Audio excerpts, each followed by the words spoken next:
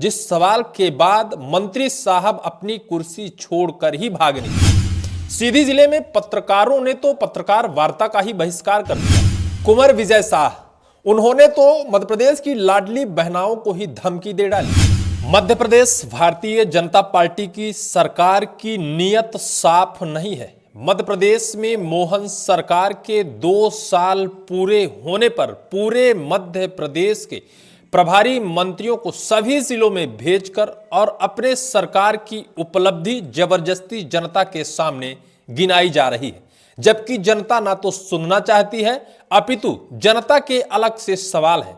लेकिन सरकार के अंदर सरकार के उच्च सिंहासन पर बैठे प्रभारी मंत्री हो या फिर चाहे उच्च सिंहासन पर विराजमान बड़े बड़े नेता हो, वो जनता के सवालों का जवाब नहीं देना चाहते हैं।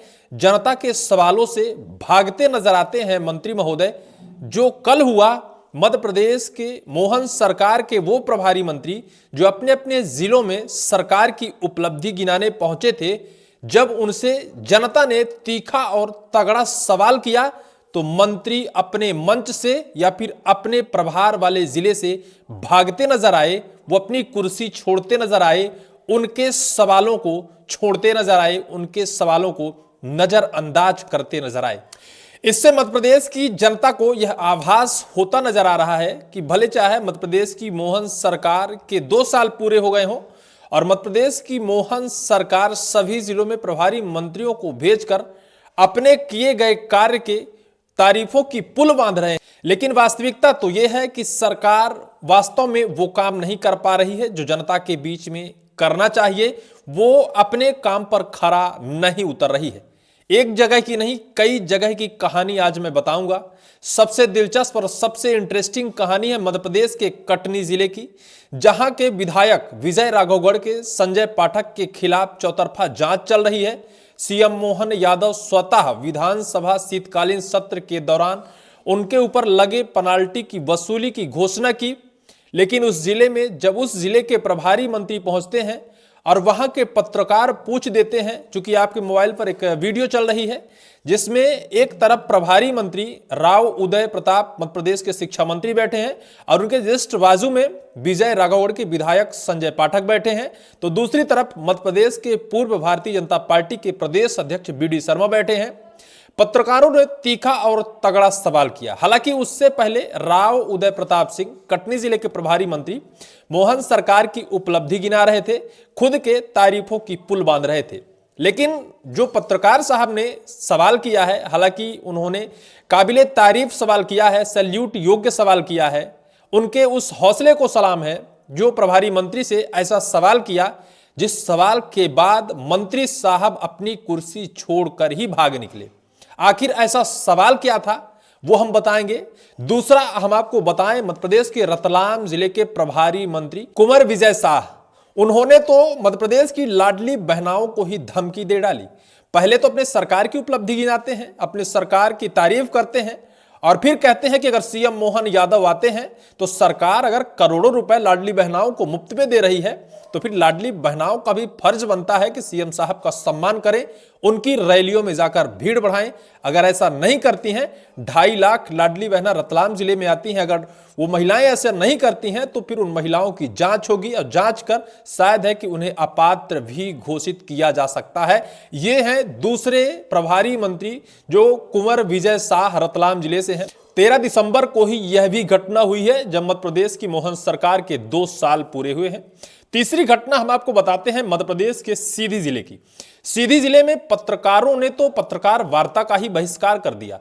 एक तरफ थे मध्य प्रदेश के सीधी जिले के प्रभारी मंत्री दिलीप जायसवाल बैठे थे, पत्रकार वार्ता कर मोहन सरकार की उपलब्धियां गिना रहे थे और वो अपने सरकार की तारीफ करने सीधी जिले में पहुंचे थे।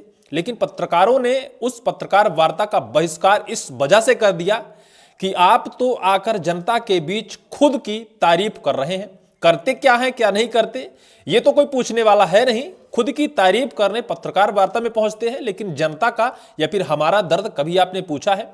पत्रकारों ने साफ तौर पर कह दिया कि आपके अधीनस्थ काम करने वाले कर्मचारी किसी भी पत्रकार का कभी फोन नहीं उठाते हैं। जनता के हित में या फिर कोई भी जनकल्याणकारी योजना से संबंधित कोई कार्यक्रम होता है तो पत्रकारों को इसकी सूचना नहीं दी जाती है, पत्रकारों को कोई कुछ समझता नहीं है। इस वजह से पत्रकार भी आपकी वार्ता में शामिल नहीं होंगे। कर लीजिए आप पत्रकार वार्ता। यह है मध्य प्रदेश की मोहन सरकार के 2 साल पूरे होने की उपलब्धि। शुरुआत हम विजय राघवगढ़ के विधायक संजय पाठक से करते हैं। दरअसल वहां के 5 आदिवासी जो अरबपति हैं, जिनके नाम अरबों रुपए की जमीन रजिस्ट्री है, वो लापता हैं। उनकी तलाश करने के लिए बकायदा विधानसभा शीतकालीन सत्र में भी सवाल लगाया गया था, जहां मध्य प्रदेश के कटनी जिले की पुलिस और जहां जहां के वो आदिवासी गरीब मजदूर हैं, वहां की पुलिस को लगाया गया है उनकी तलाश करने को लेकर, लेकिन वो लापता है। आज भी वहां की पुलिस तलाश नहीं कर पा रही है क्योंकि उनके नाम अरबों रुपए की जमीन रजिस्टर्ड है। इसी सवाल को लेकर एक पत्रकार ने कटनी जिले के प्रभारी मंत्री राव उदय प्रताप से सवाल कर दिया था कि कटनी जिले के 4 गरीब आदिवासी मजदूर लापता हैं, आखिर वो क्यों नहीं मिल रहे हैं? उनके नाम इतनी जमीन कहां से आई? उनके खातों में इतनी संपत्ति कहां से आई?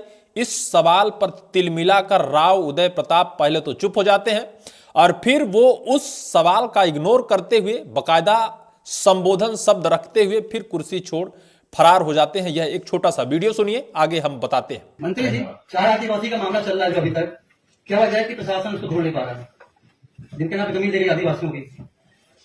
मैं आप सबका हृदय से धन्यवाद करता हूँ। मध्य प्रदेश सरकार के प्रतिनिधि के नाते भी, जनसेवक के नाते भी, इस जिले का प्रभारी मंत्री होने के नाते सभी हमारे प्रदेश के वरिष्ठ हमारे नेता, इस क्षेत्र के लोकप्रिय सांसद, हमारे पूर्व अध्यक्ष आदरणीय वी शर्मा जी, संदीप जायसवाल जी स्थानीय विधायक, हमारे साथी आदरणीय संजय पाठक जी, आदरणीय पांडे जी, मैं आप सबका और हृदय से आभार व्यक्त करता हूँ और आपका सहयोग पूरी तरह मिले हुए हैं, मतलब मंत्री जी भी मिले हुए। अभी तक आपने सुना कटनी जिले के विजय राघवगढ़ के विधायक संजय पाठक बगल में बैठे थे और वहां के प्रभारी मंत्री ने जो कुछ भी किया।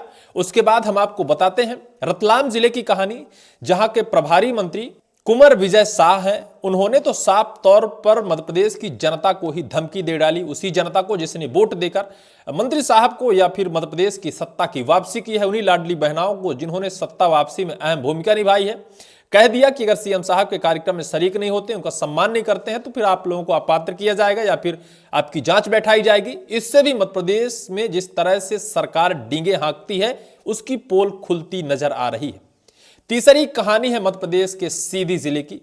अत्यंत पिछड़ा जिला सीधी जिला, जहां विकास भटक गया है, जहां शायद विकास अपनी दिशा से भटक कर शायद है कहीं और चला गया है, लेकिन सरकार अपने मंत्रियों को भेजकर अपने तारीफों की पुल बांधने के लिए सीधी जिले में भेजती है। ऐसा ही कुछ 13 दिसंबर को 2 साल का कार्यकाल पूरे होने पर मध्य प्रदेश की मोहन सरकार के अंदर बैठने वाले कैबिनेट के मंत्री दिलीप जायसवाल सीधी जिले पहुंचे थे।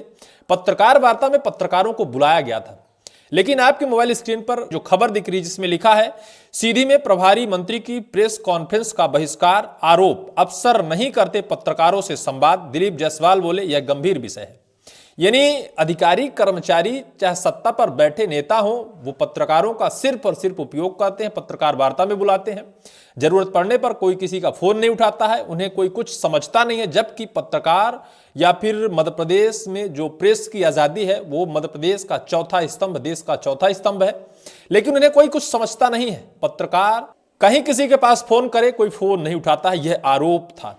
दरअसल मध्य प्रदेश के 2 साल मोहन यादव जी के पूरे हुए हैं, लेकिन इस 2 साल के अंदर क्या कुछ बदला है, क्या कुछ मिला है, क्या कुछ हम आप तक पहुंचा है, इस पर विचार करना अत्यंत आवश्यक था। इसी को लेकर मोहन सरकार के अंदर कैबिनेट में बैठने वाले मंत्रियों ने डींगे हाँकने के लिए सभी जिलों में पहुंचे थे, लेकिन उन्होंने तो कुछ अलग ही कांड कर दिया, जिससे मोहन सरकार की फजीहत हो गई, जिससे मोहन सरकार एक बार फिर से सवालों के घेरे में है कि आखिर विजय राघवगढ़ के विधायक संजय पाठक के ऊपर लगे आरोप में 4 आदिवासियों को लापता करने का जो आरोप है, कब तक वो गरीब आदिवासी मिल पाएंगे? क्या सरकार या सरकार के अंदर पुलिस उनको ढूंढने का प्रयास कर रही है, या फिर वास्तव में जिस तरह से पत्रकार ने कहा कि सब कोई मिले हुए हैं, हर कोई मिलजुल कर काम कर रहा है, कोई कुछ भी करे, किसी से कोई मतलब नहीं है।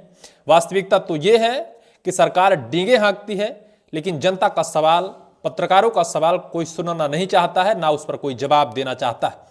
आप सिर्फ सरकार जो बोलती है वो सुनो, बाकी मुंह बंद करके रखो। इस पूरी वीडियो को लेकर आपकी क्या राय है, कमेंट सेक्शन पर कमेंट जरूर करिएगा।